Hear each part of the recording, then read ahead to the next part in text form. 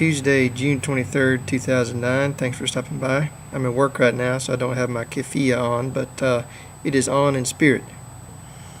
And hopefully I will have a Palestinian flag up here pretty soon. I just want to tell you a few interesting things that have been going on.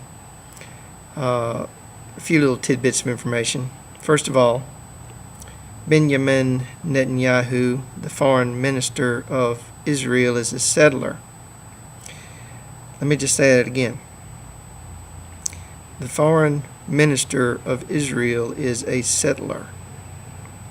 Now, he lives in a settlement in the West Bank where Palestinians are routinely being harassed, attacked, spit on, abused, murdered, pushed from their homes, having their homes demolished, and being slowly ethnically cleansed and pushed into tiny little enclaves, tiny little prisons or Bantustans that will one day maybe form a Palestinian so-called state if they're lucky. That's right, if the Palestinians are lucky, according to Israel, they will get a form of apartheid that makes South Africa look like Disneyland. That's the best offer that Israel is willing to give, and they're not really willing to give even that, folks. This is an extremist country, political system with an extremist agenda, which is just absolutely off the rails, racist, militaristic, and totally corrupt, immoral, and totalitarian. It's democratic as long as you're the right race. If you're not the right race, it is your biggest enemy. It is your nightmare. And it will kill you with impunity.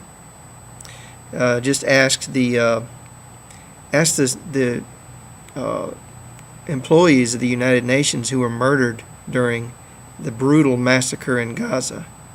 And the United Nations said, they investigated and said, hey, look, these are war crimes. These are crimes against humanity. And Israel said, don't care. So what? Don't accept it. We don't have to obey by your quaint little rules. Another interesting little fact I want to bring up is something I saw on Democracy Now! The other day. I don't know any details about this, but I can tell you that there is a secret prison in the United States for U.S. citizens. Let me say that again. In the United States, there is now a secret prison where U.S. citizens are being held without trial, without contact with a lawyer, without a phone call, with no contact with anyone whatsoever. And this little prison has been nicknamed Little Guantanamo. Think about that for a second. Little Guantanamo in the United States. And it's 10 to 1 that they're torturing people there. But we don't know. I mean, it's so secret that very little is even known about it. You can only guess and surmise. I mean, that based on what we know about Guantanamo and about our government these days and all the secret prisons overseas, if they're not torturing people, I would be very surprised. Okay, another interesting thing to talk about is Iran. Now, what's going on in Iran right now is both disheartening and encouraging for different reasons. It's extremely disheartening to see the actions of the Iranian government and just how repressive they really are, and how totalitarian they are. It's also disheartening to see major corporations from Europe, like Nokia, working hand in hand with the Iranian government to help them spy on their citizens and to monitor their internet activities. But this is not I'm not making the same criticisms of Iran that people in this country always make. The people in this country, they criticize Iran right now with a smirk. They criticize Iran, but they don't care about the people of Iran one bit, whether they live or die. They don't care anything about the government or the people or the country of Iran at all. In fact, Obama, as much as I may dislike him, is taking a very sensible stance right now because he is not supporting the demonstrators. And the demonstrators do not want us to support them.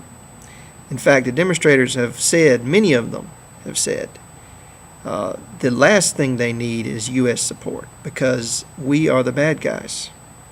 I mean, let's face it, we're the bad guys, especially in Iran. We have interfered in Iran far too much. We were responsible for the Shah. We overthrew a democratically elected government to install a dictator. We did that. And, for us to come out in support of the demonstrators now would be totally counterproductive. It's better if we just shut up and stay out of it because it's not our country. It's not our business. They don't like us there. They don't have any reason to like us there. They'd be crazy if they liked us. So, he's doing the right thing. Now, John McCain, he's saying, we should come out and support the demonstrators. John McCain doesn't care about the demonstrators. John McCain was saying just a few months ago that we should exterminate the whole country. That's what he was saying. When he said bomb Iran, and when he talked about hitting Iran with nuclear bombs, that's mass extermination. Every single one of those protesters would have gone up in flames if John McCain had his way. So John McCain needs to shut the hell up now about Iran and not pretend like he gives a damn about it. And the people on Fox News who are smirking and laughing about what's going on in Iran now, they don't care. All they care is that it's a good propaganda device for them. But of course, we know that the Iranian government is doing a lot of things that are really despicable.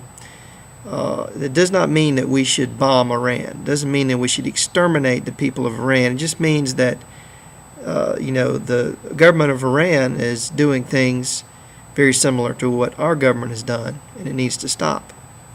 We do need to hope and pray that the demonstrators are successful, and they have been very successful in some ways. They disarmed the police, and then they protected the police against the militias.